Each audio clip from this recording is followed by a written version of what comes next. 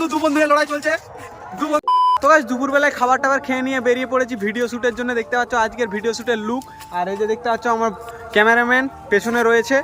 আর কিছুক্ষণ পরে ভিডিওটা শেষ হয়ে যাবে, হাফ শ্যুট হয়েই গেছে। তো তোমাদেরকে একটু শেয়ার করে দিলাম, এই যে অনেকদিন বাদ ক্যামেরাম্যান এসেছে তো তার জন্য শেয়ার করে দিলাম। তো চলো আবার একটু পরে তোমাদের সাথে একটু পরেই কথা হচ্ছে তোমাদের সাথে, চলো। 1 hour later.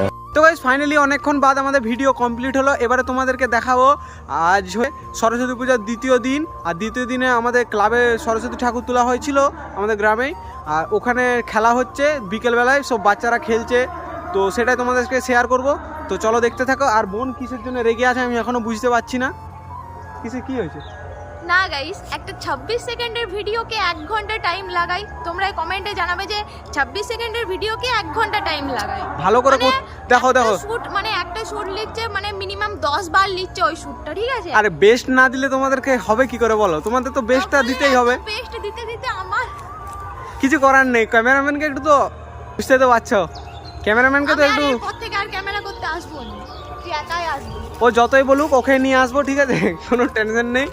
আর ক্যামেরাম্যানকে তো একটু প্রবলেম হতেই হবে, কিছু করার নেই। আর ভালো ভালো ভিডিও আসবে, তো তোমরা দেখতে থাকো। আর এই ভিডিওটা তোমরা ইনস্টাগ্রামে রিলসে পেয়ে যাবে। তো এখন আমরা যাবো ক্লাব, ওখানে খেলা হচ্ছে, তো সেটা তোমাদের সাথে শেয়ার করবো। তো চলো দেখতে থাকো।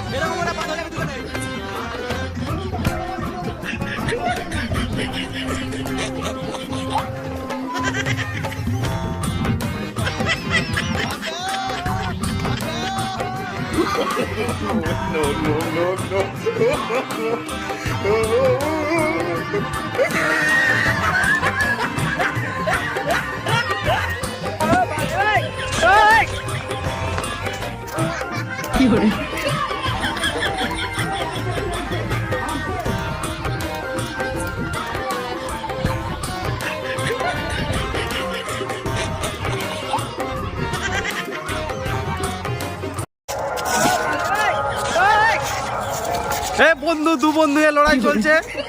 দু বন্ধু, এই যে সামন্ত মশাই সম্পর্কটা এখানেই শেষ করে দিলেন। এক বন্ধুর কষ্ট হয়ে গেল।